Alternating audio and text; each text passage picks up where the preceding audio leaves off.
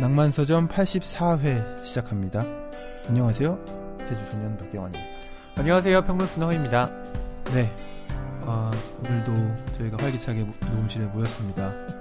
그리고 오늘 아주 특별한 손님을 모시려고 저희가 굉장히 한껏 들떠 있어요. 예, 특히 저는 설레는 기분으로 왔습니다. 이렇게 두꺼운 대본 처음 받아봐요.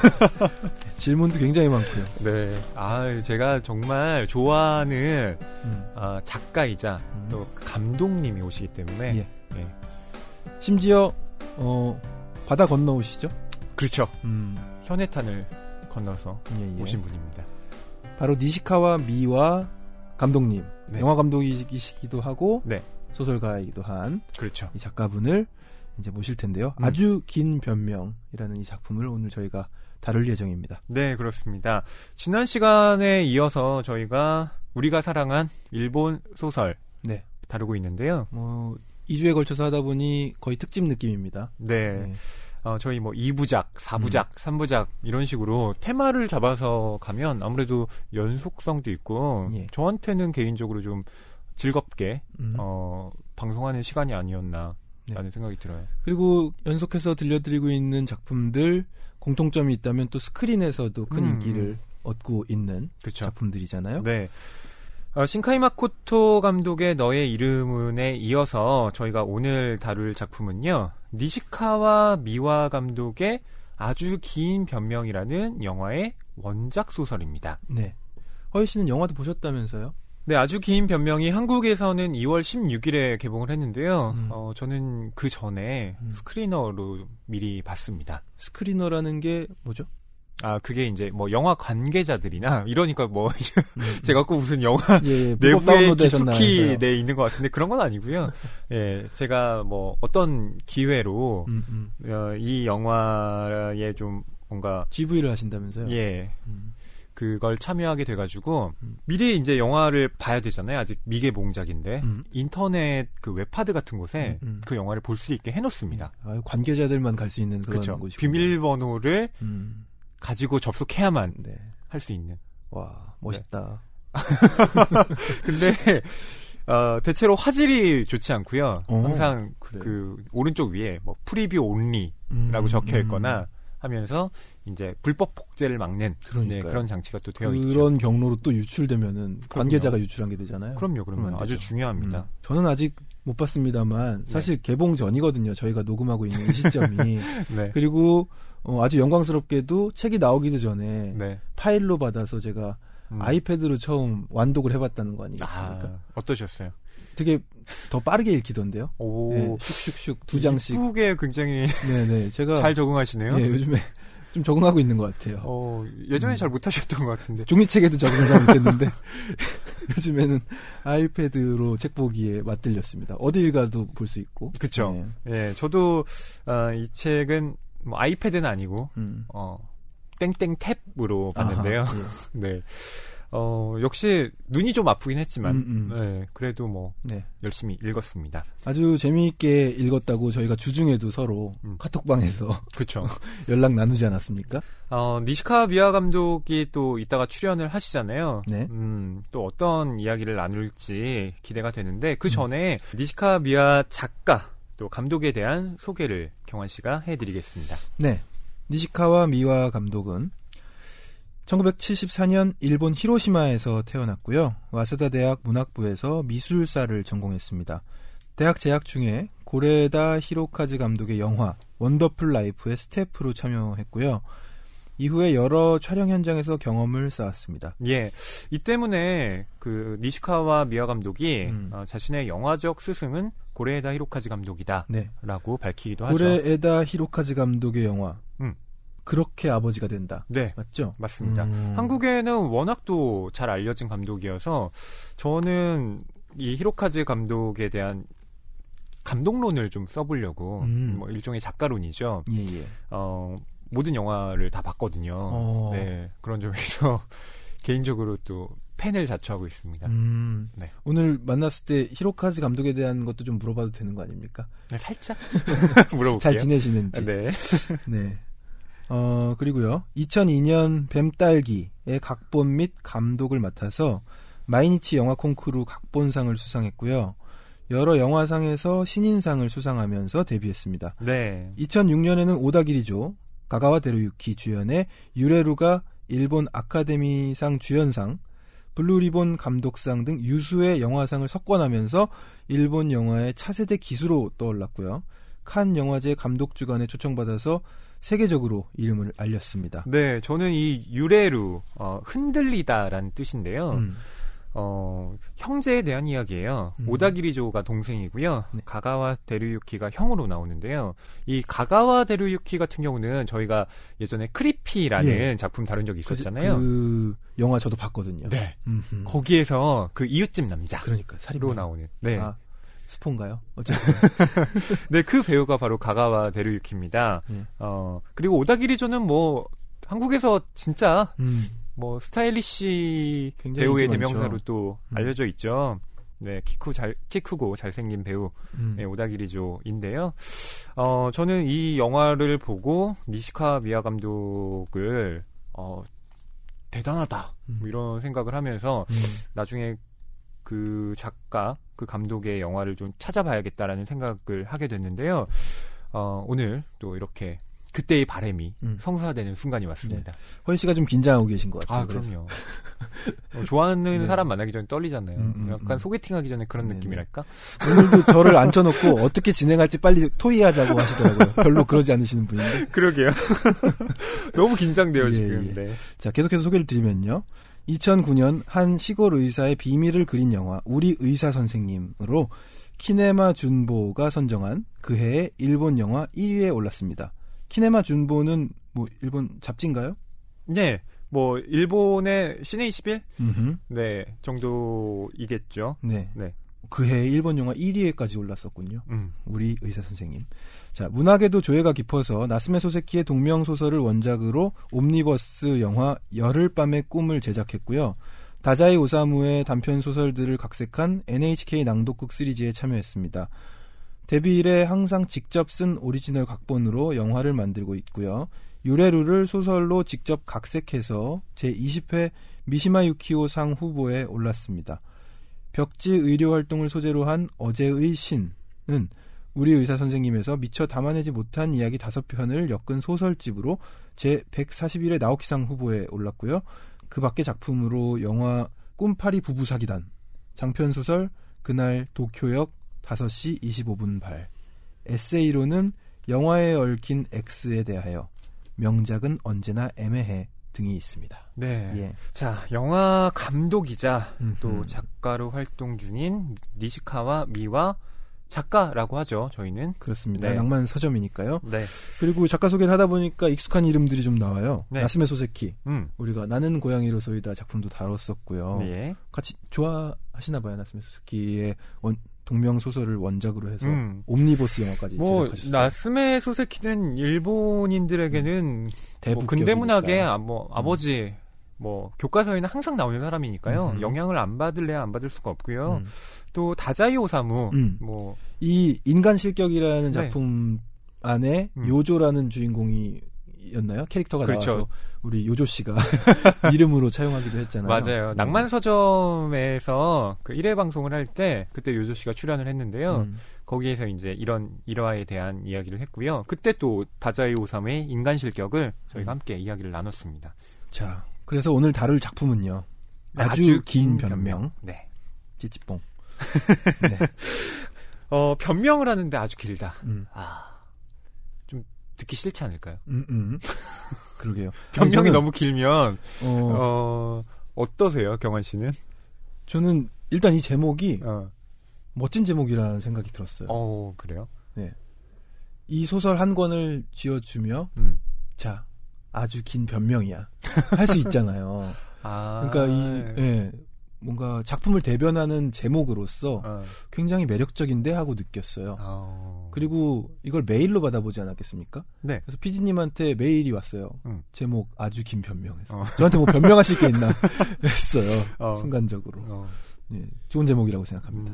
근데 변명이라고 하면 어쨌든 내가 잘못을 저질렀는데 그게 아니라는 걸 어떻게든 좀 설득하고 항변하는 그런 뉘앙스의 의미를 담고 있잖아요. 그런 점에서 변명을 듣는다는 것 자체가 어떻게 보면 그렇게 기분 좋은 일만은 아니잖아요. 그래서 만약 내가 제목을 붙인다면 아주 긴 고백 이러면 뭔가 약간 좀 우중충한 느낌보다는 조금 산뜻한 느낌으로 그렇죠. 그렇게 갈 수 있지 않을까 했는데 소설을 다 읽고 나서 역시 변명이 맞았다. 그렇죠. 네. 예. 이 제목일 수밖에 없었구나라는 생각이 들었습니다. 뭔가 어떤 사연이 있을지 일단 귀 기울이게 되잖아요. 그렇죠. 네. 뭐 이 책에 대한 소개를 제가 좀 해드리자면 이 아주 긴 변명은요, 니시카와 작가가 직접 감독한 영화 아주 긴 변명의 원작 소설입니다. 영화의 경우에는 2016년 캐나다 토론토 국제영화제, 부산 국제영화제에 소개가 되어 화제를 모았는데요. 한국에서 출간된 이 원작 소설은 일본에서는 제153회 나오키상 후보에 올랐고요. 2016년 서점대상 4위에 오른 작품입니다. 네. 이 소설의 주인공은 기누가사 사치오라는 남자인데요. 이 남자는 스무라 K라는 필명으로 활동 중인 유명 소설가입니다. 그는 헤어 디자이너로 일하고 있는 아내 나스코와 함께 살고 있는데요. 대학 시절 나스코를 만난 사치오는 대학 졸업 무렵에 그녀와 다시 만나 결혼에 이르게 됩니다. 당시에 나스코는 사치오의 뒷바라지를 하면서 그야말로 조강지처로서 그가 소설을 쓰는데 전념할 수 있게 도와줍니다. 무려 10년 동안요. 대단하지 않습니까? 그러니까요. 네. 그러니까 10년 동안 남편이 뭐 경제적 활동을 하지 못하고 그냥 소설을 쓰겠다고 앉아 있는데 아내가 그 헤어 디자이너로서 일을 하면서 그냥 남편을 계속 도와준 겁니다. 네. 뭐 이런 예술가들 좀 있지 않나요? 그렇죠.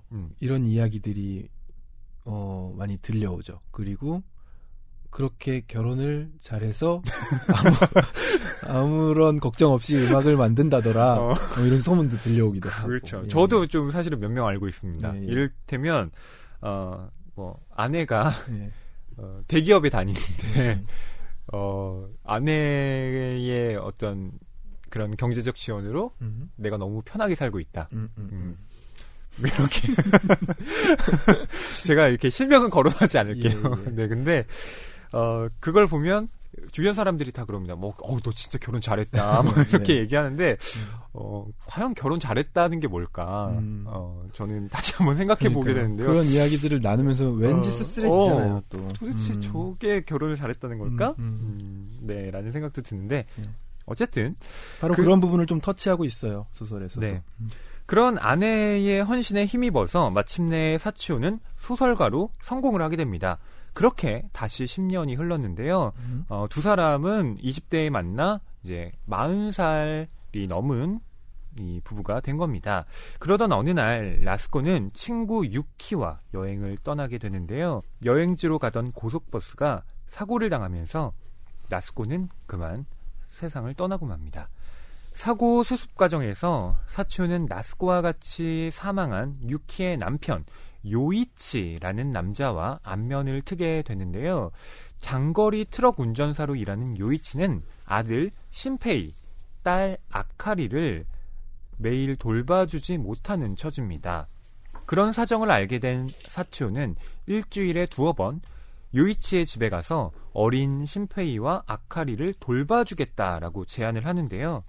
아내를 잃은 사치오와 요이치, 그리고 엄마를 잃은 신페이와 아카리, 이렇게 갑자기 누군가를 떠나보내고 남겨진 사람들, 이제 어떻게 새로운 삶과 마주하게 될까요?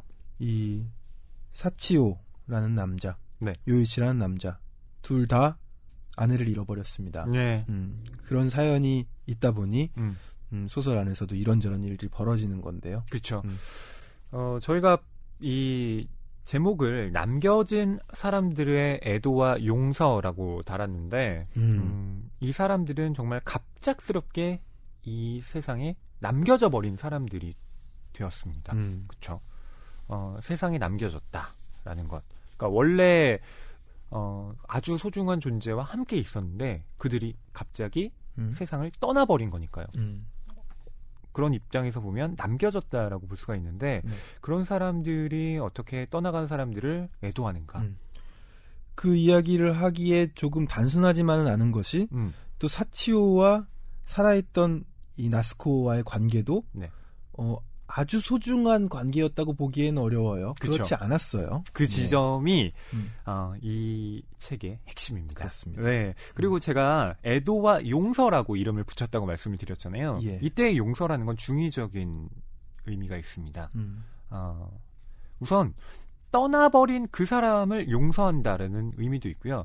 그다음 그들이 세상에 있을 때 함께 행복하지 못했던 또 그 사람을 더 소중하게 대하지 못했던 자기 자신에 대한 용서의 의미도 담겨 있습니다.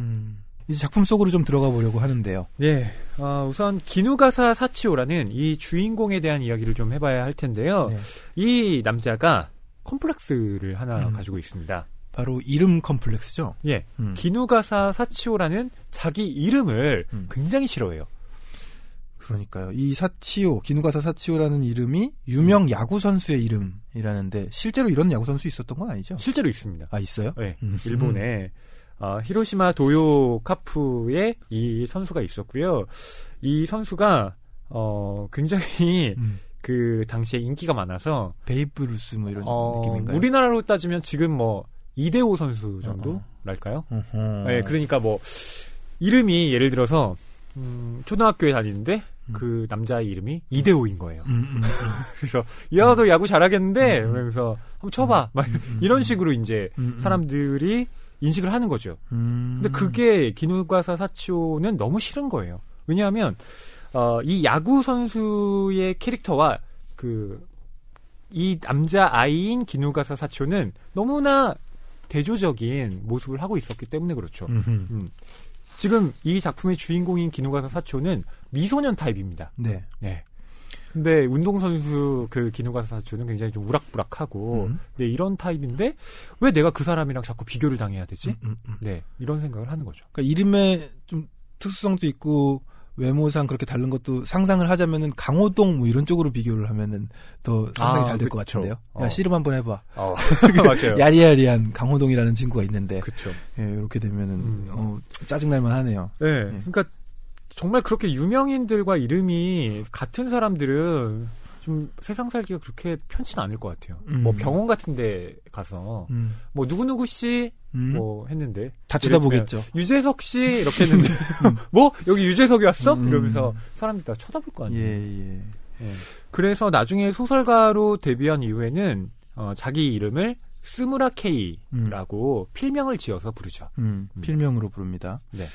그리고 이 원래 이름 본명 기누가사 사치오라는 이름을 아는 사람은 아내 정도 외에는 없는 상황이 그렇죠. 이제 생깁니다. 네. 예, 왜냐하면 아내는 그가 대학 시절에 만난 사람이기 때문에 그의 본명을 당연히 알고 있고요.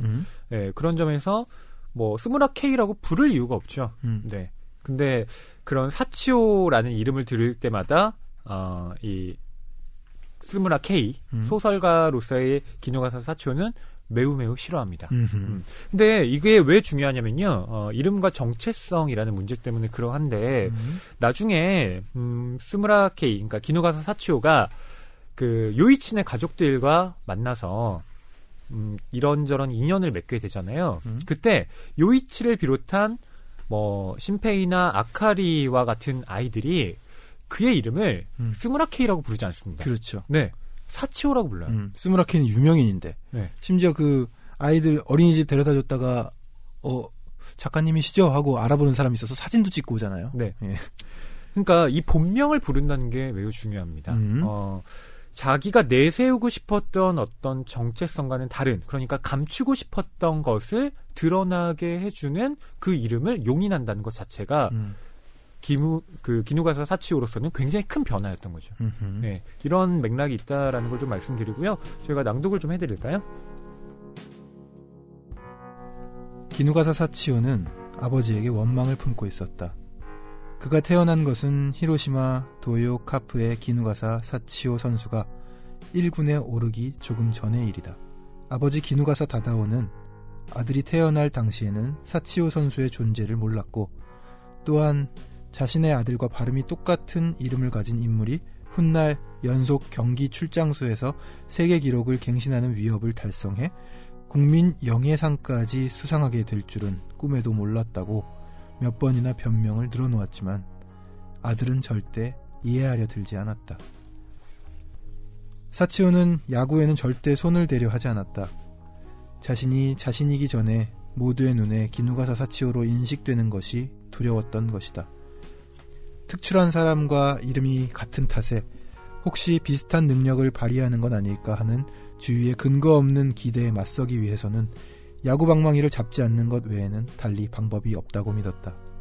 애당초 체력에 자신이 있는 편도 아니었지만 한 번만이라도 방망이를 휘둘렀다 하면 그것이 소박한 스윙이든 호쾌한 풀스윙이든 기누가사 사치오 선수의 스윙과 비교하며 이렇다 저렇다 논하면 논했지 사치오 자신의 스윙으로는 아무도 인정해주지 않을 것이라고 생각했고 그게 두려웠다.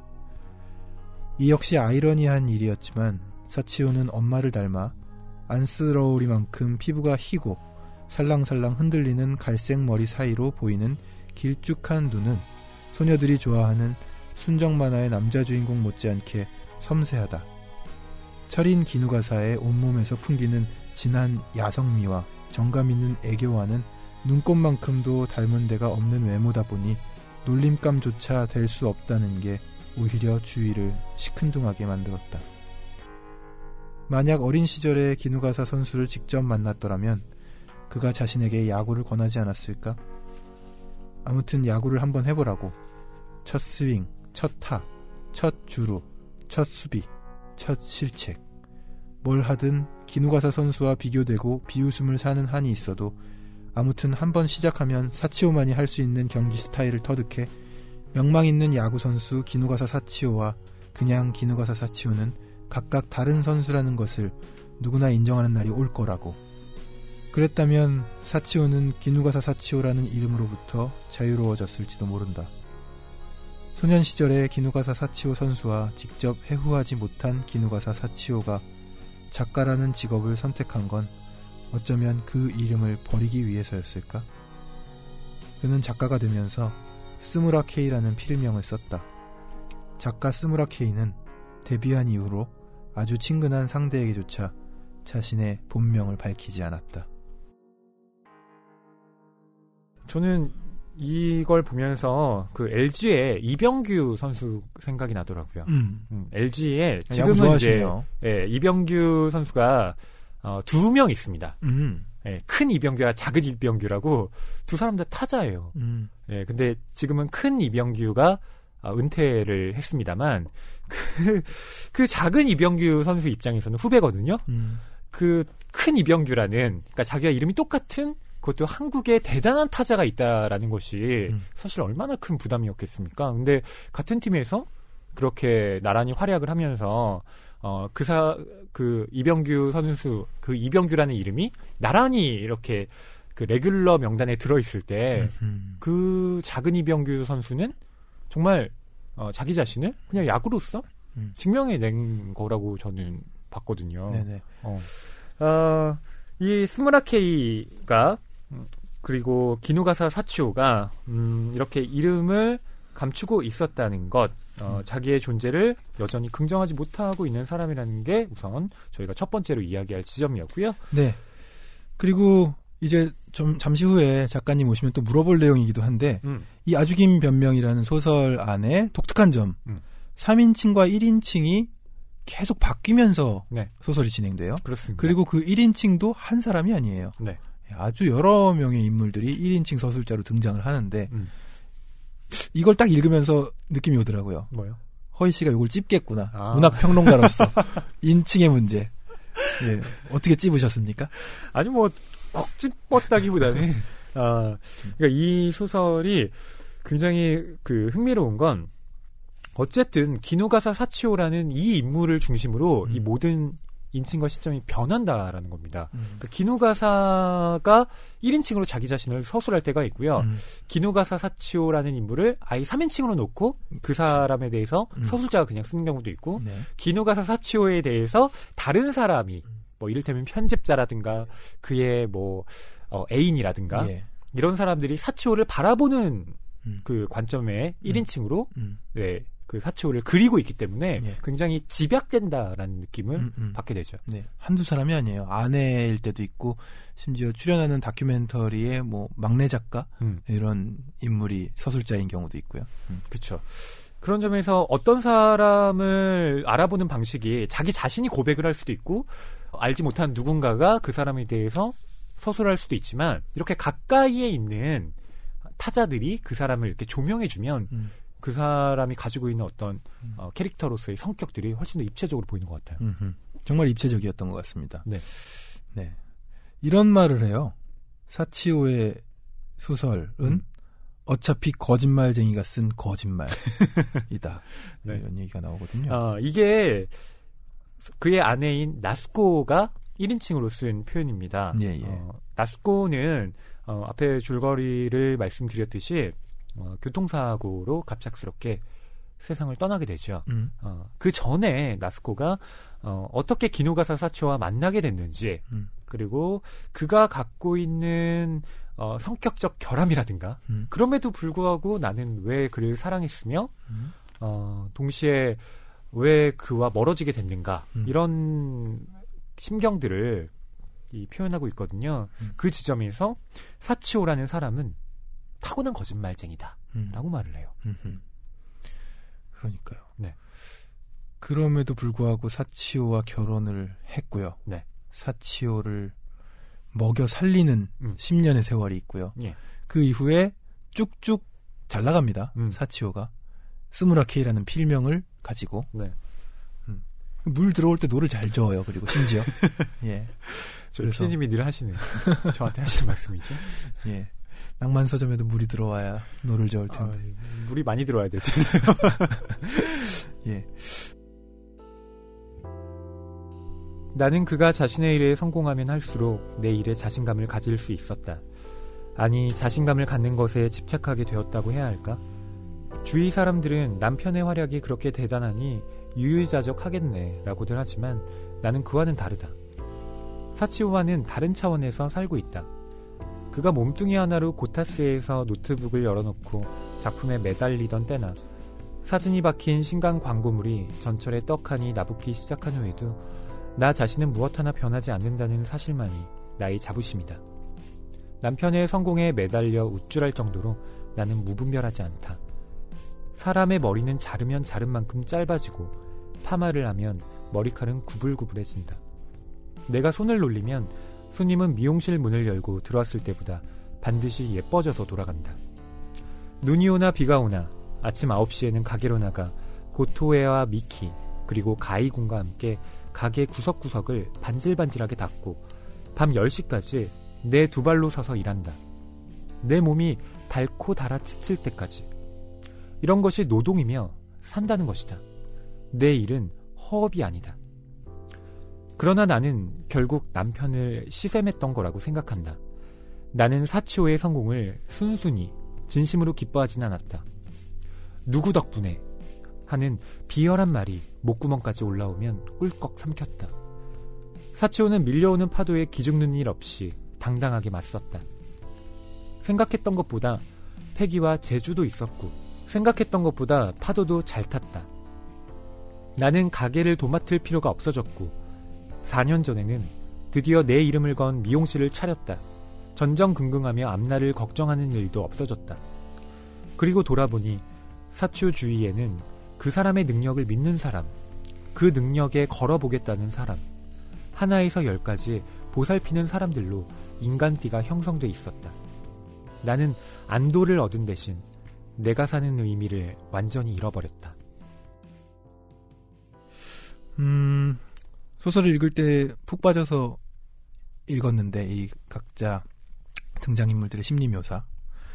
그런데 지금 이렇게 낭독 발췌해서 읽으니까요. 이런 생각이 문득 드네요. 왜 이렇게 쿨하지 못한 걸까, 이 부분은. 그래요? 서로에게 좀 얘기 좀 하고, 이렇게, 성공했으면 진심으로 축하도 해주고, 네. 그리고 나서 이제 힘든 날들 좀 지나가고, 자기 이름으로 된 샵도 차리게 되었으니, 여보, 이제 우리 또, 어떻게 할까? 이사 갈까? 이런 희망에 찬 대화들은 오가지 않는 거잖아요, 지금. 네네. 예. 은연중에 지금 진심으로 축하해주지 못하고, 나는 남편을 시샘했던 것이라고 생각한다, 이런 얘기도 나오고, 누구 덕분에 하는 비열한 생각이 목구멍까지 올라왔다. 근데 그런 거, 누구 덕분에 당신 이렇게 됐는데 하고 좀 쿨하게 서로 대화도 할 수 있는 거 아닌가. 그런 생각이 좀 듭니다. 그렇죠. 뭐 그런 부부 관계도 있겠죠. 실제로, 결국 사치오가 모든 과정을 겪고 나서, 얻게 되는 깨달음 중에 하나가 결국 살아있을 때, 네. 그녀가 살아있을 때 좀 더 많은 대화를 나누지 못하고, 또 깊이 있게 진심을 전하지 못한 것에 대한 후회를 하잖아요. 예. 그러니까 경환 씨의 말이 맞는데, 저는 이런 나스코의 반응도 굉장히 인간적인 거라고 생각해요. 그렇죠. 저는 충분히 부부 사이에도 이런 감정 가질 수 있다고 생각해요. 사람의 마음, 감정이라는 게 얼마나 또 다양합니까? 예, 예. 그러니까 분명히 남편이 성공한 거 기뻐. 근데 그 전에 나의 보살핌을 받으면서 그렇죠. 내가 은근히 느껴왔던 우월감. 10년의 세월이라는 게 있고. 그렇죠. 그리고 내가 그 사람을 케어해 줌으로써 그 사람이 나에게 기대고 있었던 것에 대한 어떤 자기 나름대로의 만족 같은 뿌듯함들이 있었죠. 한꺼번에 사라진 거잖아요. 그러니까 나의 존재 이유를 새롭게 재설정할 필요가 나스코에게도 생기게 된 거죠. 우리 그때 GV를 하기도 했고 우리가 얘기 나누기도 했던 종이달 생각나네요. 거기서도 남편의 말이 막 있었죠. 그리고 당신은 뭐 취미처럼 직장 생활 하라고 이런 얘기 그쵸. 나왔었죠. 자기가 돈을 잘 버니까 당신은 뭐 그거 일 안 해도 돼 라고 얘기하잖아요. 하지만 아내 입장에서는 그게 아닌 거죠. 네. 저는 이 감정이 어떻게 보면 굉장히 뭐랄까 제가 갖고 있는 사촌이 땅 사면 배 아프다? 요런 마음과 연동이 돼서 사촌도 아니라 이제 1촌 2촌 무촌인가요? 그쵸. 어쨌든 남편이 지금 잘 됐는데도 살짝 배 아픈. 예. 그러니까 이 배 아프다라는 것이 결국 그 나스코 역시 굉장히 알게 모르게 사초에게 기대고 있었던 것 같아요. 그를 케어해줌으로써 자기의 존재 증명을 하고 있었던 거죠. 네. 미묘한 감정들이 그렇죠. 있었죠. 근데 그런 관계가 이제 역전되어 버리니까 그런 것들을 좀 제대로 받아들이지 못했던 것 같습니다. 예. 그리고 저는 나스코가 갖고 있는 생각 중에 이게 굉장히 흥미롭더라고요. 내가 미용실에서 사람들의 머리카락을 잘라주고 그 사람들을 예쁘게 꾸며주는 것. 이 일은 허업이 아니다. 그렇죠. 이때 허업이라는 게 그러니까 빌허자. 그러니까 공상적인 어떤 일들을 가리키는 건데요. 뭐 이 작품에서는 바로 사치우가 쓰는 소설가로서의 일 그런 것들을 가리키고 있습니다. 조금 더 안 좋게 표현하면 불한당인 거잖아요. 땀을 흘리지 않고 지금, 예. 그러니까 거짓말 안 한다는 거죠. 예. 거짓말로 먹고 사는 직업이 아니라는 겁니다. 그리고 나스코가 이 사치오를 좋아하게 된 것 중에 하나가 바로 친절함의 성분은 98%가 거짓이다. 사치오는 거짓말쟁이다. 그래서 나는 그를 좋아하게 되었다. 라고 쓰고 있거든요. 그러니까 거짓말을 사치오가 하고 있다는 걸 잘 알고 있지만 그의 거짓이 어쨌든 대부분은 친절함이기 때문에 나는 그것이 좋았다라고 말을 하는 거죠. 그 소설가로서 탁월하네요. 거짓말을 그렇게 잘 꾸며 98%는 거짓말이고 그러니까 뭐 심지어 사치오는 자기 자신이 거짓말을 하고 있는 줄도 모른다라고 나스코는 서술하고 있죠. 이것도 물론 아내의 시선으로 본 사치오니까 그렇죠. 당연히 그것이 뭐 얼마나 객관적이냐 이런 것들은 따져볼 문제겠습니다만 어쨌든 가장 가까이에 있는 사람이 자기 자신을 이렇게 바라본다는 것 한 번쯤은 생각해 볼 필요가 있는 거죠. 그리고 지금 낭독에 나오진 않았지만 좀 작품 전체적으로 조금씩 유머러스한 코드가 있는 것 같아요. 그냥 뭐 작업하겠다고 하더니 뭐 10분 단위로 나와가지고 테레비 보고 뭐 먹고 그러더니 일을 하기 싫어하는 거죠. 그렇게 해서 뭐 나한테 뭐 손톱깎이 어딨냐 물어보고 그러다가 어디다 원고를 넘겼는데 그게 엄청난 반응을 받고 이러니까 이건 뭐지 하는 생각이 안으로써 바로 옆에서 지켜보면서 그리고 들었던 것 같아요. 저는 이건 아마 경환 씨가 나름 좀 찔려하지 않았을까라는 생각도 들었는데 이 부분에서 어떤 얘기가 나오냐면 함께 사는 사람 입장에서는 글과 그 글을 쓴 사람의 실태에 차이를 느끼는 법이고 또 그 점을 용서할 수 없는 순간이 찾아오고 많은 법이다. 네, 이런 문장이 나와요. 네. 그러니까 소설가로서 사치오가 온갖 뭐 미사여구나 뭐 인생에 대한 이런저런 이야기들을 늘어놓지만 집에서 보는 사치오는 별거 아닌 사람인 거예요. 네. 막 나한테 짜증내고 막 쓸데없는 거에 막 되게 관심 많고 나한테는 친절하지 않고 이러한 인간적인 결함이 많은 사람이라는 거죠. 그러니까 그가 쓰고 있는 글과 그가 하고 있는 생활의 간극에 이 라스코가 굉장히 뭐랄까요 실망감 그런 감정들을 느끼고 있는 것인데 경환 씨의 입장에서도 그게 어떻게 보면 있지 않을까? 아우 많은 것 같은데요. 근데 그래도 그나마 그 간극을 줄일 수 있는 건 제 음악에서 그렇게까지 훌륭한 얘기를 하고 있지 않기 때문에 큰 간극은 느끼지 않나 본데 그렇죠. 예, 간극 느낍니다. 어쨌든. 그렇죠. 그러니까 예를 들어 경환 씨가 이제 뭐 귤을 불렀어요. 우린 얼마나 고민했었나 이러면서 막 너 고민 진짜 많이 하는 것 같고 그런데 집에 오니까 힘들어. 나 아무것도 안 할래 이러면서 있는 모습을 본다면 굉장히 어떤 그런 간극을 느낄 수밖에 없다는 거죠. 그러게요. 그런 대화를 신혼초에 한 기억도 나네요. 그렇죠. 아니 근데 저도 그런 거 많이 느낍니다. 그러니까 저도 글을 쓰니까 뭐 저희 뭐 부모님이나 저희 동생이나 이런 분들이 너부터 잘하지. 너 그런 말 뭐 인간에 대한 예의라고? 나한테 예의나 지켜라. 부끄러워집니다. 제가. 근데 이 여행을 떠나는 그녀와의 인사가 마지막 인사였습니다. 여행을 떠나서 가는 길에 고속버스가 사고가 나거든요. 네. 그래서 나스코와 유키 이외의 다른 승객들도 많이 죽었고요. 유가족들도 많이 생겨나게 되고 전국적으로 TV로 보도가 되는 그렇습니다. 참사입니다. 그러니까 사치오는 아내가 이 여행을 떠났을 때 뭘 하고 있었느냐? 집으로 딴 여자를 불렀죠. 네. 바람을 피우고 있던 상대. 네. 그게 바로 또 편집자예요. 출판사의 편집자인데 젊은 편집자. 후쿠나가 치히로라는 여자 편집자입니다. 네, 그렇습니다. 그러니까 이 관계가 이례적으로 있었던 게 아니라 원래 그냥 바람을 줄곧 피우고 있었던 겁니다. 사치오는. 네. 그래서 후쿠나가 치히로는 사치오의 아내가 나스코라는 것도 알고 있었고 그리고 이 세 사람은 만난 적도 있습니다. 같이 만나기도 하고. 그래서 뭐 소설에서 확실히 하진 않지만 나스코도 어느 정도 눈치채고 있었던 건 아닐까 하는 생각 들어요. 그렇죠. 저도 그 소설에 그런 암시가 있어서 충분히 그럴 수 있겠구나. 라는 생각을 했는데요. 이 후쿠나가와 사치오가 하룻밤을 보낸 후 그 다음날 아침 뉴스에서 버스가 전복됐다라는 속보를 보게 됩니다. 그걸 보면서 사치오는 막 장난스럽게 저기 가라앉은 사람들 진짜 죽겠다 막 이러면서 그냥 놀려대듯 이야기를 하는데 그 순간 전화가 걸려오죠. 바로 경찰서로부터 걸려옵니다. 그렇습니다. 참 참담한 상황인데요.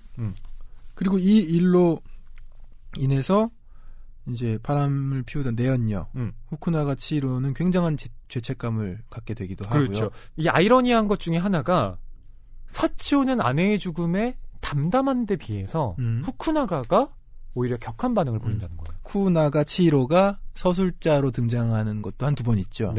거기도 굉장히 임팩트 있더라고요. 맞아요. 네.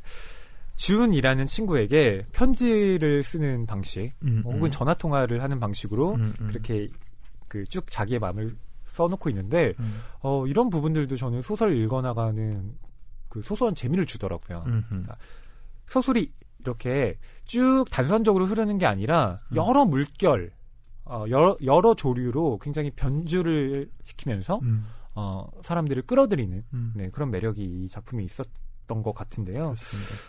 이 사치오 장례식장에 가고요. 거기에서 아주 감동스러운 조사도 낭독을 합니다. 소설가니까요. 네. 글도 잘 써간 거죠. 그렇습니다. 그리고 굉장히 적절하게 읊었어요. 표정, 울먹임 등들이 굉장히 적절했고 집에 돌아와서는 자기 이름을 검색해 봅니다. 네. 네. 그 자기 이름을 검색한 게 뭐 스무라 K부터 시작해서 기누가사 사치오라는 자기의 본명도 쳐보고요. 그 뒤에 여러 가지 연관 검색어를 넣어봅니다. 뭐 스무라 K의 소설, 스무라 K 재능, 스무라 K 바람, 뭐 이런 식으로 불륜. 네, 자기 지금 속마음에 감춰두고 있던 모든 것을 그 포털에 한번 써보죠. 네. 혹시 어디서 또 뭐 발각된 건 아닐까 하는 그렇죠. 불안감도 있었겠죠. 동시에 거기에 검색을 하는 그 단어야말로 사치오가 갖고 있는 그 가장 그의 마음을 어지럽히고 있는 것이 무엇인가를 네, 간접적으로 드러내는 증거이기도 합니다. 예, 네. 그렇습니다. 여기서 뭐 자주 등장하는 인물은 아닌데 네. 이제 알사 문예부 구하나 고이치로라는 인물이 있어요. 네. 네. 이분은 스무라 K라는 작가에게 편집자인데요. 편지를 보내죠. 네. 근데 이 편지를 보내게 된 이유에 대해서 조금 더 설명을 드려야 할 것 같아요. 예. 이 사치오가 장례를 치른 이후에 아내가 왜 유키라는 친구와 함께 여행을 떠났다고 말씀을 드렸잖아요. 예. 그 유키의 남편이 요이치라는 사람입니다. 그 요이치의 연락을 받게 돼요. 우리 한번 얘기를 해봤으면 좋겠다. 근데 이 요이치라는 사람은 트럭 운전사고요. 사치오와는 성격적으로 대비되는 사람입니다. 어떠냐 하면 사치오는 자기의 속마음을 잘 얘기하지 않는 사람이잖아요. 그렇죠. 좀 음흉한 측면이 있습니다. 뭐 그걸 비겁하다고 표현할 수도 있을 것 같고요. 동시에 뭐 생각이 많다 뭐 이렇게 표현할 수도 있겠지만 요이치는 상대적으로 직설적입니다. 좀 단순한 면도 있고요. 네. 이를테면 그 사고수습 대책위원회에서 뭐 회사 쪽 사람들이 뭔가 나와서 브리핑을 하니까 과일을 집어 던지면서 우리 아내를 살려내라고 네, 그렇게 감정을 솔직하게 드러내는 인물이죠. 그런 점에서 사치오는 이 사람 뭐지? 라는 생각을 갖게 되는데요. 바로 그 요이치로부터 연락이 온 겁니다. 알고 보니 요이치는 사치오의 본명도 알고 있어요. 네. 그래서 어느 자리에선가 인터뷰를 하고 있는데 본명을 불러요. 자기 본명을 아는 사람이 아내밖에 없는데 아내는 사고당해서 죽었는데 누가 내 본명을 부르냐 닥쳐 뭐 이런 생각을 하잖아요. 그렇죠. 그러니까 그럴 수밖에 없는 게 유키와 나스코는 뭐 어렸을 때부터 네, 오랜 친구였고 또 유키의 남편이다 보니 자연스럽게 우리 남편 사치오가 이번에 뭘 했는데 라고 하다 보니 당연히 스무라 K보단 사치오라는 이름이 익숙했던 거죠. 그렇습니다. 아내가 생전에 이미 그 부부와 굉장히 친밀하게 지냈고 만날 때마다 사치오 얘기를 했던 거예요. 그렇죠. 예. 맞아요. 그래서 이 요이치라는 인물과 사치오는 별로 그 관계가 없는데도 요이치라는 인물이 사치오의 본명도 알고 있고 그에 대한 느낌도 다 알고 있는 거죠. 맞아요. 그래서 이렇게 연락을 하게 되었고 연을 맺게 되는데 그 연을 맺게 되면서 동시에 함께 또 이 관계를 가지게 된 사람들이 요이치의 아들과 딸입니다. 그 집의 애들입니다. 네. 네, 한 명은 4살, 딸이요. 그리고 아들은 11살, 중학교 입시를 준비하고 있습니다. 네. 이름은 아들이 신페이고요. 딸이 아카리입니다. 예. 네. 그런데 굉장한 변화가 생겨요. 주인공 사치오가 유명 작가잖아요. 네. 그리고 우리가 지금까지 얘기했던 캐릭터로서는 뭔가 뭐 냉혈한 같기도 하고 네. 독특한 좀 음흉한 인물이랄까 어두운데 갑자기 요이치의 집 상황이 네. 이제 힘들지 않겠습니까? 엄마가 떠났고 네. 아이들 돌봐줄 사람도 없고 그럼 내가 돌볼까 하는 제안을 하게 되는 거예요. 네. 요이치의 직업이 트럭 운전사라고 말씀을 드렸는데요. 장거리 트럭 운전사입니다. 그렇기 때문에 일주일에 몇 번은 집에 오질 못해요. 그러다 보니 그래도 일주일에 2-번 정도는 아이들을 돌봐줄 사람이 필요한데 그 역할을 사치오 자신이 하겠다라고 요이치에게 제안을 하는 거죠. 그래서 일주일 2번 정도는 꼬박꼬박 사치오가 그 요이치의 집에 가게 되고요. 사치오는 아내가 살아있을 때도 자녀가 없었습니다. 네. 그래서 육아라는 걸 해본 경험이 없는데 이제 4살짜리 꼬마와 친해지는 과정, 그 과정도 참 유머러스하면서 재밌게 그려져요. 네, 귀엽게 아카리와. 그려지기도 하고. 네. 이 그녀는 이런 서술을 하죠. 네. 그녀는이라 그래. 그래서 몇 살인가 했는데 4살입니다. 네. 예, 그래서 이 4살짜리 생물과 나는 어떻게 지내야 하는 걸까 하면서. 근데 그 과정들도 굉장히 재미있고 영화는 제가 아직 못 봤지만 어떻게 그려질지 네. 궁금하고 아까 그렇게 귀엽다고 아까. 너무 예. 귀엽습니다, 아이가. 네. 여기 소설에도 그 만화 영화가 나오는데요. 그러니까 그 시간마다 항상 아카리가 TV를 틀고 보는 그 애니메이션이 있는데 차포차포 롤리라고 그게 영화에서는 직접 그 장면이 나옵니다. 그래서 막 같이 노래 부르고 춤추나요? 예, 그 문어가 주인공인 만화인데요. 그게 진짜로 있더라고요.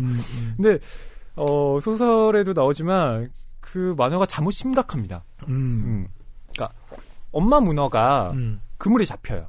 그래서 막 이제 그 주인공과 친구들이 엄마를 구해내기 위해서 막 애를 쓰는데 이게 보통 어린이 만화는 해피엔딩으로 끝나야 되잖아요.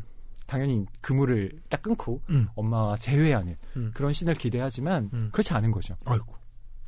결국 그 그물을 끊어낼 수 없었고 엄마 문어가 그 아이 문어에게 비록 나는 가지만 너희들은 힘을 합쳐서 잘 살아야 한다. 이런 유언을 남기고 사라져버리죠. 너무 슬프다. 그게 차포차포 롤리. 진짜 이게 되게 냉정한 현실을 보여주는 거잖아요. 그걸 보면서 사치오도 이런 게 어린이 만화라니 하며 깜짝 놀라는 장면. 엄마 문어가 떠난다는 점에서 이 남겨진 꼬마 아이들과 겹쳐지는 부분이 좀 있네요. 그러게요. 이게 일종의 알레고리처럼 보이기도 하네요. 예, 예.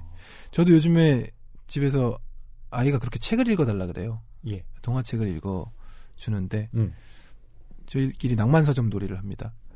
예. 역할 배분? 예. 작가 소개 제가 맡아서 하고. 예. 그 아이는 뭘 하나요? 아이는 그냥 계속 그림에 나온 거 이거 가르치면서 뭐 빵빵, 이런 거, 삐요삐요 뭐 이런 거 하죠. 네, 뭐 바로 경환 씨가 이 아이와 함께 하는 걸 사치오와 아카리가 하는데요.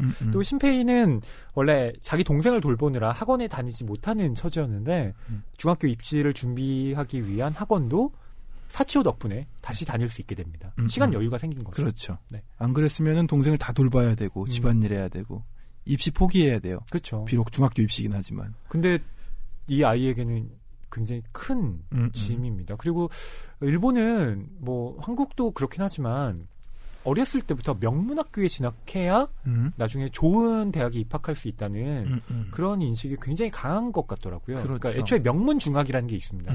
우리나라는 사실 뭐 명문중학이라고 하기 좀 어렵잖아요. 명문 네. 고등학교 뭐 특목고 이렇게 있긴 한데 참 중학생부터 이렇게 입시 경쟁에 시달려야 한다니 하면서 소설을 읽기도 했습니다. 그렇습니다. 그래서 신페이와 아카리는 점점 사치오에게 많은 의지를 하게 되죠. 그리고 그런 아이들을 사치오는 예상했던 것보다 정말 잘 돌봅니다. 아무튼 이러한 변화가 일어난 작가 스무라 케이 아니겠습니까? 그러니까 아까도 말씀드렸던 편집부 편집자죠. 네. 문예부 편집자인데 구하나 고이치로의 시선이 곱지가 않아요. 그래서 그가 기누가사 사치오 스무라 케이라는 작가에게 보낸 편지가 있습니다. 네. 그 편지를 좀 읽어드리면 도움이 될 것 같아요. 예, 이 편지는요. 그러니까 사치오와 요이치 가족이 함께 지내는 모습을 담은 다큐멘터리 방송이 그 공중파에 전파를 탔는데 네. 그걸 보고 나서 이 구하나 고이치로가 쓴 겁니다. 이리저리 만지작거린 결과 핵심에 구멍이 뚫린 선생님의 답변에 비하면 그 아이들의 아버지가 언뜻 보인 표정과 몇 마디 안 되는 말이 훨씬 더 진정성 있고 현실과 싸우는 고통이 엿보여 가슴이 뭉클하지 않던가요? 무례한 말씀이나 그 사람에게는 철학도 사색도 깨달음도 없겠죠. 이 비극으로 뭘 얻을 수 있는지 그런 생각도 아마 없겠지요. 그저 빼앗긴 자의 가혹한 현실에 온몸으로 대치하고 있으니 말입니다. 그러나 그 점이 그 사람이 승리하고 선생님이 패배한 이유입니다. 스무라 선생님, 지금의 선생님에게는 사람을 매료하는 갈등이 없어요. 저는 선생님의 행복을 시기하는 게 아닙니다. 행복하다는 건 좋은 일이죠. 하지만 글 쓰는 사람의 갈등이 아니면 인간의 해소되지 않는 고독과 절망이 기댈 수 있는 것은 없다고, 이 일에 종사하는 사람으로서 저는 그렇게 믿고 있습니다. 선생님이 지금 키워가고 있는 생활이 거짓이라고는 하지 않겠습니다. 아니, 지금까지 선생님의 가정에서는 얻지 못했던 강력한 진리가 거기에 있는 것이겠죠. 그러나 어떤 진정성 있는 일에 봉사함으로써 과거의 슬픔과 시리를 깨끗하게 지울 수 있다고 생각하는 건 그저 생각에 지나지 않습니다. 그것은 없어지지 않고 그대로 존재합니다. 그런 곳이야말로 선생님의 갈등이 종횡무진 얽혀 있어야 할 본래의 장소가 아닐까요? 비극적인 체험을 돈벌이 도구로 삼는 건 평범한 사람들이나 하는 짓이라고 선생님은 웃으시겠지만, 그렇다면 선생님은 반드시 평범하지 않은 당신의 비극을 보여주어야 하지 않나요? 그리고 아무리 잘생기셨다고 해도 선생님의 무대는 카메라 앞이 아닙니다. 쓰십시오. 그리고 결국 이 말밖에 모르는 우리의 무능을 한껏 비웃어 주십시오. 그러나 이 말밖에는 달리 할 말이 없습니다. 부디 글을 써주시기 바랍니다. 언제든 기다리고 있겠습니다. 그럼 건강히. 이 씁쓸한 편지를 기누가사 사치오는 방바닥에 3번 내던지고 네가 써! 하고 3번을 외쳤다. 네, 구하나 고이치로의 이 편지. 저는 이 부분을 읽으면서 다행이다라는 생각이 들었습니다. 그러니까 왜 다행이라는 생각이 들었냐면, 네. 문학에 대한 열정이 느껴져서인가요? 아니, 문학을 사랑하시니까. 그 정도로 제가 문학주의자는 아닙니다. 물론 제가 문학을 좋아하고 사랑하지만, 문학으로 뭐든 다 해야 된다, 이런 입장은 아니고요. 제가 왜 다행이다라고 느꼈냐면, 아마 이 방송을 들으시는 청취자분들이 이런 생각을 하실 수도 있을 것 같아요. 아내를 잃은 남편? 이 남편이 그 아내와 관계가 있던 아이들을 대신 키워줌으로써 얻게 되는 위안? 심파 아니야? 이렇게 생각하실 수도 있을 것 같아요. 저는 이 소설을 보기 전, 이 영화를 보기 전 줄거리만 보고 사실은 이거 좀 그냥 그렇게 끝나면 어떡하지? 저도 충분히 그런 생각을 했던 것 같아요. 네. 저는 내용을 전혀 모르고 읽었는데 네. 점점 재밌게 흘러가는데 앞에서 이 작가의 톤이나 이야기하고 있는 문제의식 같은 게 하는 방향이랑 육아 얘기로 갑자기 흘러가니까 이런 얘기를 해서 이렇게 해피엔딩 할 것 같지는 않은데 이게 어떻게 돼가는 건가 하는 생각은 했거든요. 그러니까 간략한 줄거리만 아는 사람들은 아마 그런 뭐랄까요, 위화감 같은 것이 분명히 들 겁니다. 근데 이 편지를 보고 나서 역시 니시카와 미와 감독 작가는 A급이다. 네, 인류다라는 생각이 들었는데 결국 쉽게 긍정하지 않습니다. 그러니까 사람이 변할 수 있다. 어떤 사건을 겪고 나서 그 사람이 극적으로 쉽게 변할 수 있다라고 믿지 않는 사람이라는 거예요. 기누가사 사치오가 아이들을 통해서 분명히 변화를 해 나가고 있는 것처럼 보이지만 거기에 감춰진 이면의 진실을 이 구하나 고이치로라는 사람이 간파하고 있는 겁니다. 그렇죠? 그러니까 저는 이 지점을 깨닫는 게 되게 중요하다고 생각해요. 단순히 우리가 어떤 선행을 베풀므로써 그래, 저 사람은 이제 마음의 위안을 얻었을 거야, 이렇게 단순하게 긍정하는 것이 아니라 저렇게 뭔가 변화해 보이는 사람의 이면에 사실은 어떤 어두운 면이 여전히 존재하고 있다. 그걸 똑바로 보지 않는 한 이 사람은 계속 그 자리를 맴맴 돌 것이다. 이런 것들을 지금 묘파하고 있는 거잖아요. 그러니까요. 네. 그래서 단순하지만은 않은 생각을 하게 만드는 또 인간이 무엇인가에 대해서도 또 생각을 하게 만드는 그쵸. 그런 작품 안에 얽혀있는 이야기들이 많이 있는 건데, 구하나 고이치로의 이런 편지뿐만 아니라 아까 말씀드린 3인칭과 1인칭의 그 모든 시점들이 다 그렇게 우리가 어떤 인간의 낙관, 긍정 이런 것들을 쉽게 하지 못하게 만듭니다. 그 사람이 뭔가 나아간 줄 알았는데 다시 제자리로 돌아오는 지점들도 보여주고요. 그럼에도 불구하고 다시 진전하는 어떤 인간들의 모습을 이 니시카와 미야 작가가 그리고 있는 것인데 그런 점에서 이 소설은 네. 굉장히 다층적으로 읽힐만 합니다. 그렇습니다. 네. 일단 인칭도 다층적이고요. 네. 담고 있는 문제의식도 단순하지 않고요. 그래서 또 재밌게 읽을 수 있고 생각해 볼 수 있는 지점이 많습니다. 네. 자, 이쯤 되면 이제 작가님을 모시고 싶어지죠. 바로 니시카와 미와 감독 작가님이 밖에 와 계신데요. 밖에 많은 스태프들과 네, 또 함께 계십니다. 이제 이 자리로 모셔서 저희 작품에 대한 이야기 함께 나눠보도록 하겠습니다. 책이 가득한 소설을 사랑하는 책방. 이곳은 낭만서점입니다.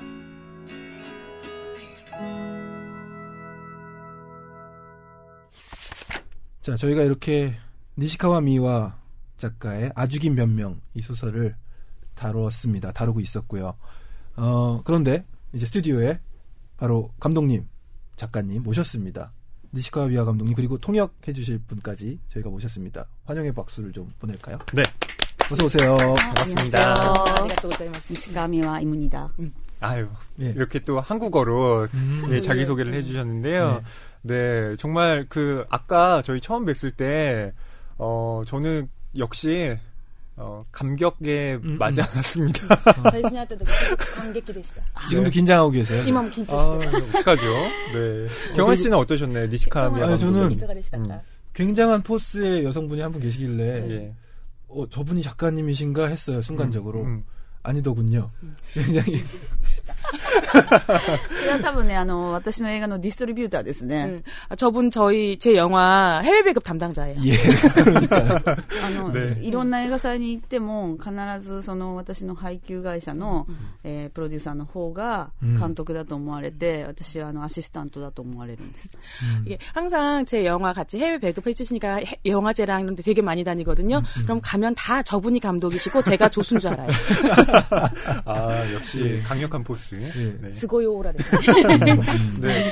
통역해 주시는 선생님께서도 자기소개를 좀 저희 청취자분들께 해 주실까요? 안녕하세요. 통역을 맡은 김혜진이라고 합니다. 잘 부탁드립니다. 예, 잘 부탁드리겠습니다.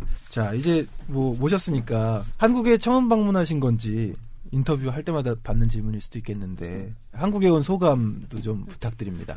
韓国は多分私が行った外国の中でも一番回数来てますね。もうソウルも5、6回以上は来てるんじゃないかと思います。最初に저는 제가 다닌 외국 중에서 한국에 온 게 아마 숫자가 방문 횟수가 가장 많을 거예요. 서울에만도 5-6번 이상 왔었고요. 그리고 처음 온 건 한 12, 14년 전에 저의 데뷔 작품이 이제 부산국제영화제 소개가 되면서 그때 왔었고요. 영화가 개봉될 때마다 왔습니다. 근데 2월 달에 온 건 처음이에요. 정말 춥네요. 진짜 춥습니다. 예. 니시카와 미야 작가님께서 한국에 여러 번 방문하셨지만 이번에 방문하셨을 때 이건 좀 해보고 싶다라고 혹시 생각하신 게 있을까요? 朝お粥を食べることとできればマッサージに行きたかったけれどもプロモーションで非常に忙しくて今回は叶わなかったですね.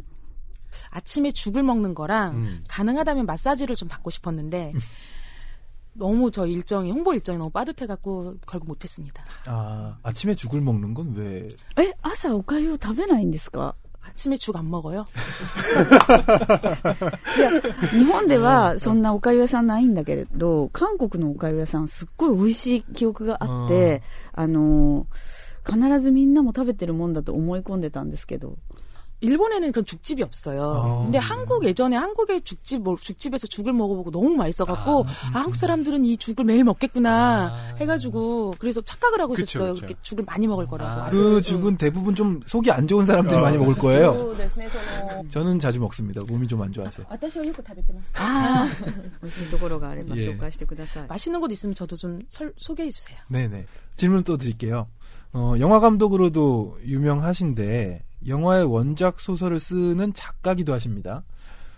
약간은 굳은 질문일지 어쩔지 모르겠는데, 보통은 한쪽만 하는 경우가 많잖아요. 영화를 찍든지, 소설만 쓰든지, 할 수도 있는데 이렇게 두 가지 작업을 병행하시는 이유가 있다면 궁금합니다. 仕事、本業は映画監督なんですね。で、映画の仕事から始めたんですけれど、自分で映画のためのシナリオを書いて、その作品を作ってる中で、やっぱり非常にいろんな制限を感じて、フラストレーションを感じてきたんです。まず、与えられた予算内にはまる話じゃなければならない。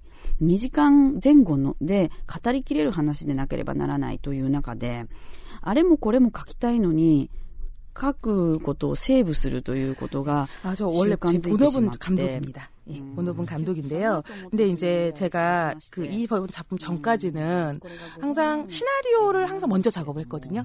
근데 하다 보면은 사실 시나리오라는 것은 굉장히 제한이 되어 있어요. 일단 정해진 예산 안에 이야기를 다 넣어야 할 것, 예산에 맞는 이야기를 만들어야 할 것, 그다음에 2시간 전후로 모든 이야기를 끝맺어야 할 것, 이런 제한을 항상 두고 했고 굉장히 이게 제한이 많거든요. 그런데 이런 작업을 제가 10년 동안 계속 이런 식으로의 글쓰기를 해온 거예요. 그러니까 그래서 근데 쓰다 보면 처음에 등장인물의 백그라운드라든지 그리고 마음속 이야기라든지 이런 거 굉장히 자세히 그리고 싶은데 이런 제한들이 있기 때문에 그동안 제대로 하지 못했어요. 그래서 이번에는 그런 제한 없이 내가 쓰고 싶은 걸 다 써보자. 그 다음에 영화화 작업을 할 때는 거기서 중요한 것만 빼서 그걸 영화화하자. 이런 그런 프로세스로 가정으로 한번 해보고 싶어갖고 이렇게 작업을 하게 된 거죠. 이런 형태로 작업을 하게 된 거고요. 근데 또 영화 만들기는 나름대로 또 엄청나게 스트레스가 있어요. 예. 그런데 그거를 또 제가 소설을 쓰면서 또 그것을 다른 형태로 발산하기도 하고요. 소설은 또 엄청나게 고독한 작업이잖아요, 혼자. 근데 이 고독한 작업을 마치고 나서 또 많은 스태프들이 모여서 이 사람들이 같은 배를 타고 같은 곳을 향해서 여러 사람들이 같이 작업을 한다는 이런 그 공동 작업에 주는 또 기쁨이 있거든요. 또 한편으로는 스트레스가 있죠. 그래서 이거 끝내고 나면 또 혼자서 하는 고독한 작업인 소설로 돌아가서 또 소설 작업을 하고 이걸 계속 반복하고 있는 삶입니다.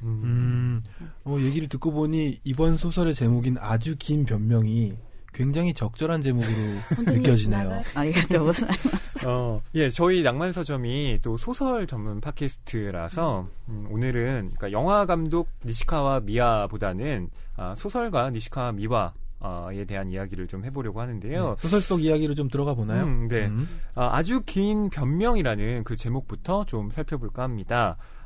이게 제가 원문을 확인하지는 못했지만 번역본으로 보면 그러니까 나가이 이와케 아주 긴 변명, 그러니까 길고 긴 변명이라는 것으로 소설 맨 앞에 제시가 되어 있는데요. 이게 굉장히 중심 서사와는 좀 별개의 에피소드처럼 전개가 됩니다. 맨 처음에 나온 이 에피소드 뭔가요? いつも作品を書くときはタイトルを考えずに書き始めます。で、書いてるうちに自分が書こうとしている物語のテーマ、中心になるものは何かということを書きながら探していくんですけれども、今回もタイトルも決めずに第一章から 저는 처음에 소설을 원래 쓸 때 제목이라든지 이런 걸 전혀 정해놓고 쓰지 않아요.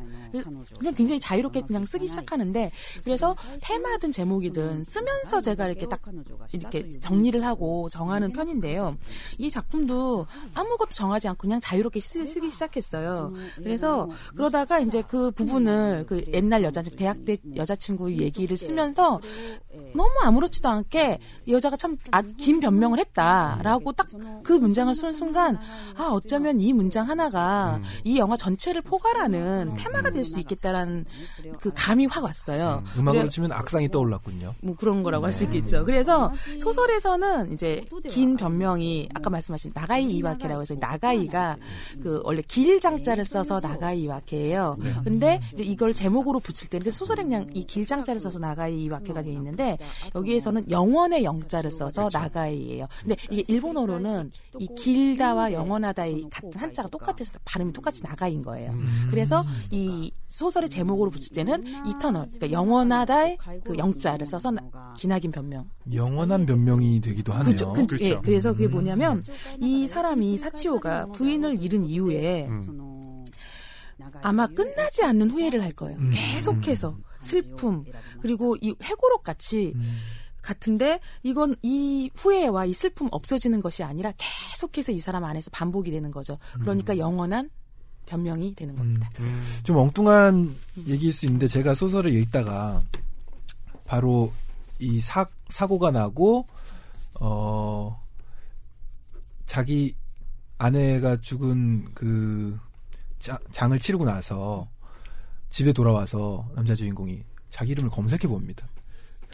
그래서 저는 굉장히 엉뚱할 수 있는데요. 다른 생각을 했어요. 소설이 서스펜스로 흘러갈 수도 있겠다. 이 남자가 뭔가 예, 혹시 그런 생각은 안 하셨는지. そうですね。サスペンスにしていこうとは思わなかった。 그렇게 절대 생각하지 않았습니다. 예, 저만의 착각이었네. 청취자분들을 위해서 그 소설 앞에 있는 에피소드에 대해서 조금 설명을 드리면요. 예. 사치오가 대학 시절에 만난 여자친구가 있는데 두 사람이 이제 성관계를 할 때 항상 그녀가 절정의 순간에 그만해! 라고 말을 하는 겁니다. 그러고 나서 자기가 왜 그러는지 이제 길고 긴 변명을 늘어놓는 거죠. 뭐 어렸을 때 생일 파티를 하는데 옆집에서 불이 났다. 그것으로 나에게 어떤 트라우마가 남았는데 그 순간 내가 가장 어떤 절정의 순간에 뭔가를 잃어버릴지도 모른다는 공포심에 휩싸이게 됐다. 뭐 이렇게 사치오에게 말을 하는 거죠. 그러고 난 다음에 사치오가 나중에 그녀에 대한 생각을 떠올리면서 이런 언급을 하는데요. 그때 그녀 얘기를 하나의 훈시로 받아들이고 내 인생을 다 잡았다면 어떻게 됐을까? 그녀가 지금도 내 친구라면 어떻든 네 말이 옳았어 하고 전해주고 싶은데 이제는 얼굴조차 거의 잊고 말았다. 뭐 이런 문장을 쓰고 있는데 저는 이런 그 사치오의 깨달음이라고 할까요? 이런 것들이 어쩌면 소설 맨 뒤편에 놓이는 것일지도 모르겠다는 생각이 들었습니다. 그러니까 분명히 소설에는 맨 앞에 제시되어 있긴 하지만 사실상 아내의 죽음을 겪게 되고 그리고 요이치 가족과 모든 관계를 맺고 난 이 이후에 어쩌면 이런 깨달음이 온 게 아닐까라는 생각도 들었는데요. 그것이 어떻게 보면 자신이 어떤 변명을 했든 간에 그 말이 전부 맞다라고 긍정해줄 누군가가 또 필요했기 때문이 아닌가라는 생각도 들었는데요. 작가님께서는 또 어떻게 생각하시는지 궁금하네요. その解釈をお聞きしてなるほどな、その通りだなと思いました。結局その話者よりも聞き手がいるかどうかということが大事なわけで、この物語はその本当にこの二人が愛し合ってたかどうかということが重要なのではなくて、そこがそこを問う物語ではなく 예, 그 해석을 듣고 정말 그 말씀 그대로구나라고 저는 생각을 했습니다. 사실 그 화자보다 이 변명을 하는 화자보다 사실 그걸 들어줄 사람이 있느냐 없느냐가 정말로 중요하다고 생각하거든요. 두 사람이 서로를 사랑한다는 게 중요하다기보다는요. 그러니까 사실 죽음이라는 것이 마땅히 응당 있어야 반드시 해야만 할 커뮤니케이션을 분단시켜버리잖아요. 이렇게 잘라버리게 되는데 사치오는 그 부인의 나츠코의 죽음에 의해서 그 자기가 굉장히 그 나츠코한테 변명하고 싶은 변명이 많았을 거예요. 하지만 들어줄 사람이 이제 없어진 거죠. 그리고 나츠코도 사실 그 자기 어쩌면 변명이 있었을 수도 있어. 왜 그 문자 보낸 거 있잖아요. 전혀 사랑하지 않아. 그거에 대해서 나츠코도 어쩌면 굉장히 하고 싶은 변명이 있었을 수도 있어요. 하지만 그게 죽음에 의해서 영원히 분단되어 버린 거죠. 다시는 할 수 없는 커뮤니케이션을 할 수 없는 상태로 되어버린 겁니다. 저는 그것에 대해서 이야기를 하고 싶었어요. 저희가 지금 일본 스크린셀러 2부작 특집으로 지금 진행을 하고 있는데요. 지난 시간에 했던 작품이 바로 신카이 마코토 감독의 너의 이름은 이었습니다. 그것이 한국에서 많은 그 주목을 받았던 이유 중에 하나가 바로 3.11 이후에 어떻게 하면 새로운 세계를 통해서 그 과거의 죽음을 막을 것인가 뭐 이런 테마가 있었기 때문에 한국 관객들에게 있어서 어떤 지금 트라우마로 남아있는 한국에는 이제 세월호라는 사건이 있었는데요. 그 사건과 맞물려서 죽음 이후에 남겨진 사람들이 과연 뭘 할 수 있는가에 대한 어떤 질문들을 한국인들도 굉장히 많이 하게 된 것 같아요. 그런 점에서 지금 감독님께서 만든 이 아주 긴 변명 또 쓴 아주 긴 변명이 여러 가지로 그런 애도의 차원에서 많이 생각해 볼 지점이 있지 않을까 싶은데요. 과연 이 애도라는 것 한국인들에게 작가님이 좀 전달해 줄 수 있는 애도라는 것은 과연 어떻게 좀 설명될 수 있을까를 좀 여쭤보고 싶은데요. くしくもそういう韓国でもセオル号事件という大きな事故が起こってたくさんの方が本当に一瞬にして命を落とされるということがあって、なんか同じようなものを国が抱えてしまったなというふうに私も事件を見て思いました。で세월호 사건을 보면서 정말 많은 분들이 저렇게 한순간에 목숨을 잃었 사건에 대해서 다른 나라지만 같은 아픔을 또 우리가 갖게 되었구나라는 생각을 저도 했습니다. 예, 사실 직접적으로 가족이나 소중한 사람들을 잃은 분들의 슬픔도 있는데 슬픔이 있습니다. 하지만 또 그걸 직접 겪지 못한 내 주변에서 직접 내가 그 재난을 겪진 않았지만 그래도 굉장히 고통스럽고 슬프고 아프고 그리고 이 슬픔을 어떻게 해야 되나 그리고 우리가 할 수 있는 건 무엇일까라고 또 생각을 하죠. 그러면서도 한편은 근데 잊어도 되나? 이건 어떻게 해야 될까? 딜레마에 빠진 전체적으로 나라 전체가 딜레마에 빠졌다고 생각을 해요. 근데 그런 보통 이제 어떤 영화들을 보면 특히 재난 영화들 있잖아요. 할리우드에서 많이 나온 재난 영화들 보면 이 클라이막스가 재난이 일어난 순간이 클라이막스잖아요. 그래서 주인공은 끝에 살아남았습니다. 해피엔딩 이러고 끝나잖아. 이게 이제 재난 영화의 문법인데 사실은 진짜 문제는 그 재난 이후에 살아남은 사람들이라고 생각해요. 이 사람들은 어찌됐든 자기 생명이 닿을 때까지 이 세상을 살아가야만 합니다. 그런 것들이 정신적으로도 굉장히 게 힘들 것이고 그러면서 이 사람들은 또 자기가 살아야 할 이유를 자기가 또 찾아야 해요. 그래서 우리 작가들이나 이런 사람들은 어떻게 해서든지 남은 생을 열심히 살아가야 한다는 이유를 찾아가야 하는 사람들이라고 생각을 합니다. 지금 저희가 낭만수삼 최초 아닙니까? 이렇게 외국 작가 모셔서 통역까지 오신 거. 이런 국제적인 방송이 대단히요. 예. 이 중에서 지금 가장 바쁜 분은 통역에 지금 김혜진 선생님이신데요. 많은 부분 편집되고 있겠지만 거의 아웃사이더를 방불케 하는 속사포 지금 통역을 해주고 계십니다. 깜짝 놀랐어요. 저는 정말 말의 속도가 네. 와 진짜 그래서 감사합니다. 고생을 많이 하고 계신데 그래서 좀 짧은 질문 드리겠습니다. 아주 긴 변명입니다. 작가님은 평소에 변명이 좀 많으신 편인가요? ものすごい言い訳多いと思いますよ。 엄청 많습니다. 어떤 변명을 주로 하십니까? 遅刻はどうしてしたかっていう。 왜 지각을 했는지. でもね、私よりももっと言い訳が多かったのは映画で主演を演じてくれた本木さんですね。 근데 저보다 변명이 많았던 건 사치오 역을 연기했던 모토키 씨가 배우분이 정말 변명이 많았어요. 예를 들면 그분이 무슨 변명을 하시던가요? 今のNG を出したらね、私がカットして NG を出しました。そしたら今うまくいかなかったのはこれでこのコップがなんか衣装がこうでっていう言い訳を延々してました。 제가 컷하고 이번 컷 NG입니다라고 하면은 바로 거기서 컵이 어땠냐는 이번 장에 내가 왜 NG를 냈냐면 옷이 어땠냐는 의상이 어땠냐는 뭐랄까 영원히 계속해서 그런 변명을 했어요. 끝없이 변명을 했어요. 그 번외편으로 만들 수 있겠네요. NG 컷 가지고. NG 컷도 아침에映画にできます. 아주 긴 변명. 나가리 와께. その通り. 그 말씀 그대로입니다. 네. 저는 그런 점에서 캐스팅이 굉장히 적합했다. 정말 그렇습니다. 그렇죠. 소설에서도 사치오라는 캐릭터는 자기 변명이 굉장히 많은 캐릭터였고 또 굉장히 다른 사람들에게 자신감을 내보이면서도 또 자기에 대한 자긍심이라고 할까요? 그건 굉장히 떨어지는 캐릭터잖아요. 자존심. 예, 그런 점에서 자기 변명이 많은 사람들은 원래 예, 또 그렇게 변명을 하는 경우가 많잖아요. 저 영화사에서 주신 이 팜플렛 쭉 읽다 보니까 아주 반가운 이름들이 보여서요. 에쿠니 가오리 코멘트 해주셨는데 마음속 가장 깊숙하고 어두운 곳을 건드리는 작품. 그리고 또 가가와 데루유키 크리피 영화 주인공이죠. 니시카와 미야는 아득한 상황에 처해 있는 인간의 자아를 마른 캔버스에 잇따라 던진다. 이런 멋진 말들. 이뿐만이 아닙니다. 굉장히 많은데요.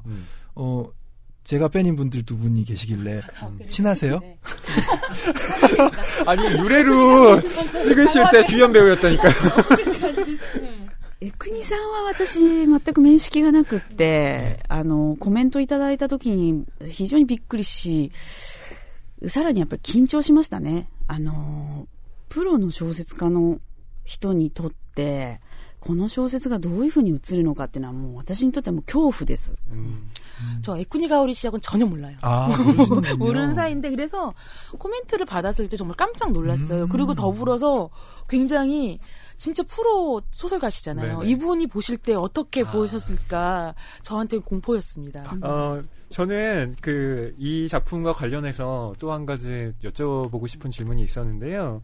이 소설이 1인칭과 3인칭을 굉장히 잘 활용하고 있는 작품인데 특히 사치오를 초점화시킬 때 이 3인칭과 1인칭 이런 시점으로 분할되어서 굉장히 서사를 진행시키는 방식이 이게 영화 같다라는 생각이 들었습니다. 1인칭으로 그러니까 말하는 화자가 이렇게 많은 소설 처음이에요. 그렇죠. 그리고 카메라 워크를 보는 듯 했는데, 니시카와 작가님이 이런 소설에서 고민했던 인칭과 시점, 그리고 영화에서의 인칭과 시점의 문제, 이런 것들을 또 말씀해 주시면 어떨까 싶어요. こういうと語弊があると思うんですけど、さっき言ったようなことから私小説って自分にとっては本当に遊びだと思ってるんですね。사실 소설은 저한테 있어서 일종의 놀이예요. 映画は仕事だと思っていて、そこにはこういろんなものを抱えながら。 저한테 영화는 일이에요. 그래서 엄청나게 많은 것들을 제가 안고 가야 되는 거거든요. 그에 반해서 소설은 그만큼의 이제 놀이로 그걸 푸는 거죠. 소설이라는 놀이로 그것을 푸는 거거든요. 그래서 영화에서 하지 못했던 것들을 소설에서 하는 것입니다. 저한테는. やっぱり映画っていうのはその限られた時間の中で、主人公を軸に、語っていくというのが方法だと思う、オーソドックスな方法だと思うんですけれども 일단 그렇기 때문에 저는 그 영화라는 것을 보면 항상 주인공을 딱 축으로 해서 시간 제한을 두고 만들어간 이야기를 진행하는 게 이게 영화의 방법이잖아요. 그런데 저한테는 이 소설에서는 이 이야기에 굳이 주인공을 축으로 만들 필요도 없고 그리고 그 관계를 특별히 맞을 것도 없고 그래서 굉장히 뭐랄까요 전혀 주인공이 아닌 완전 조연 영화로 따지면 소설에 완전 조연이 본 세계 그리고 액션이 없고 액션을 하지 않고 마음속의 움직임이라든지 마음속의 이야기를 아주 깊이 파고드는 것이 이 소설에서는 가능하잖아요. 그래서 전혀 그 상관없는 사람의 눈으로 비춰진 주인공의 모습이 오히려 굉장히 선명하게 보일 거라는 그런 생각에서 굉장히 자유롭게 써나려 가는 겁니다.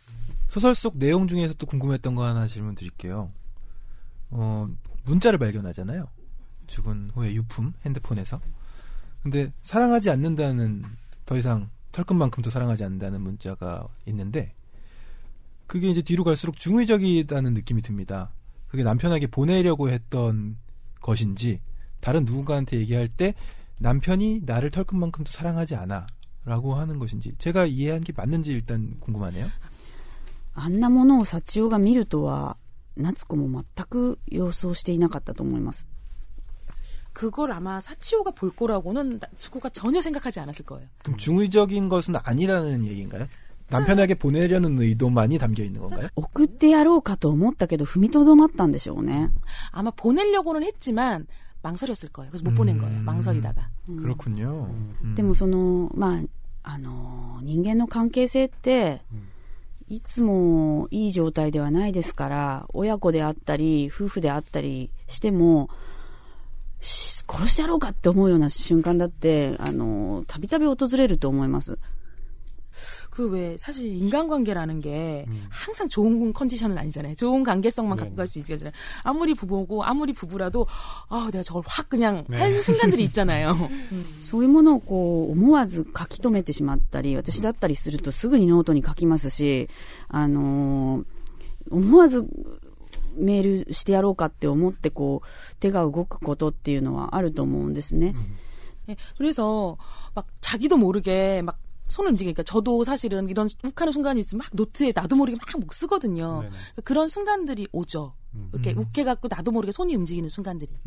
でもそれをこう書いたことでこうなんとか発散して、踏みとどまる。で送信ボタンを押さずに、押したいけど押さないでおこうって思うことが、それ自体その夏子がまだ幸男と関係性を断ち切ろうとはしてなかったことの証明だと思っているんですけれども、残された幸男がそれを自ら発見してしまった時にそこまでは思い至らないとは思うんですね。 네, 그래서 아마도 그 나츠코도 쓰긴 썼, 욱하는 마음에 쓰긴 썼지만 결국은 송신 버튼을 누를까 말까 하다가 누르지 않았잖아요. 보내지 않았다라는 것은 아직 나츠코한테는 사치오랑 이 관계를 계속 유지하겠다라는 그런 의미가 있었던, 나츠코한테는 그런 마음이 있었던 건데 그걸 또 증명하는 그예요. 하지만 사치오는 그걸 본 순간 그런 나츠코의 마음까지는 다 읽지 못했죠. 그렇죠. 네. 정말 이 영화를 보고 또 소설을 읽으신 분들이 저희 방송 꼭 들어야 돼요.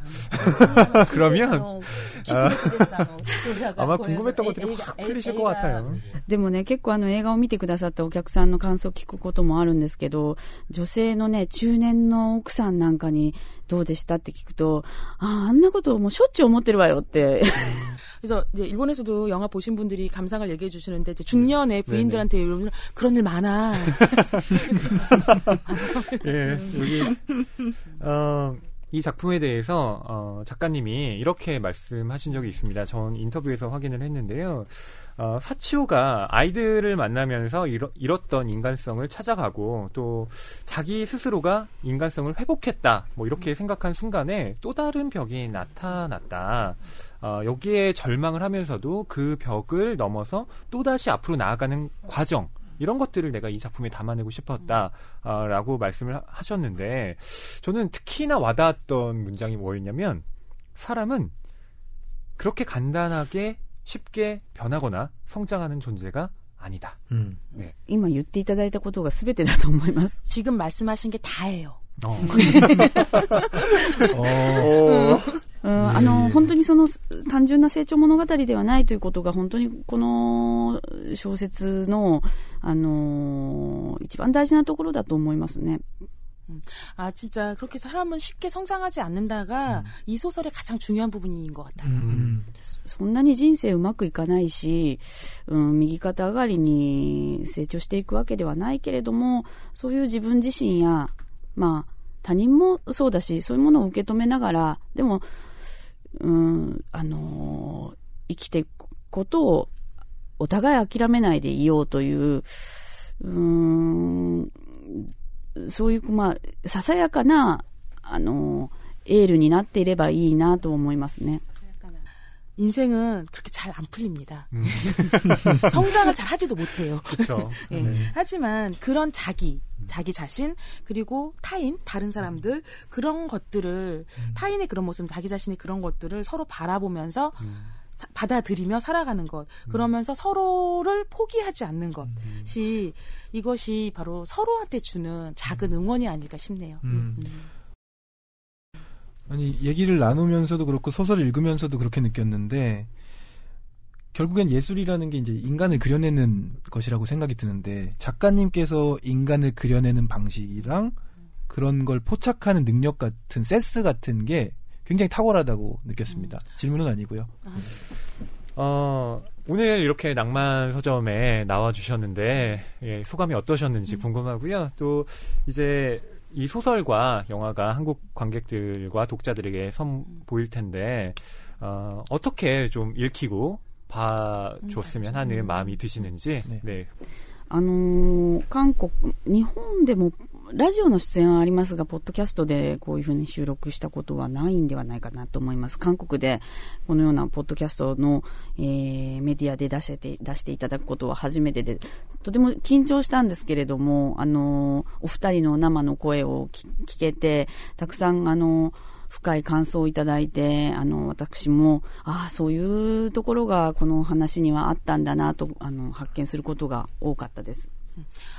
일단 저는 일본에서는 라디오 출연은 한 적이 있지만 팟캐스트 출연은 일본에서도 한 적이 없고 정말 여기가 처음 한 거거든요. 네. 한국에서 처음 한 거라서 그래서 긴장도 굉장히 많이 했지만 이 두 분께서 워낙에 잘해주시고 이 생생하게 진행해주시고 목소리를 들을 수 있어서 너무 기뻤고요. 그러면서 굉장히 깊이 있는 감상을 들려주셔서 정말 너무나 감사했습니다. 네. 허이 씨가 원래 깊이 있는 감상 아니면 잘 안 하십니다. 아, 저요? 나는 문학평론가라서. 예. 효론가난데. 완전 멋있으시죠. 감사합니다. 정말 마지막으로 한 가지 질문만 더 드리면요. 이 작품, 소설과 영화로 다 이제 한국에 배급이 되게 되는데, 어떤 게 더 인기가 많았으면 좋겠나요?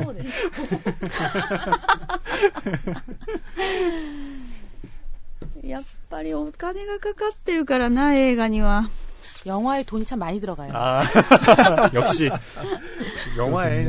でもね、まあ、でもどちらも長く残っていくものですし、本当に何年先でもいいから小説を書店で見つけたら手に取ってもらいたいですし、すべての登場人物が、みんな完璧ではないんだけれども、読んでくださる方のいろんなところに通じるいいところも優しいところも欠点も兼ね備えている人物ばかりだと思いますので、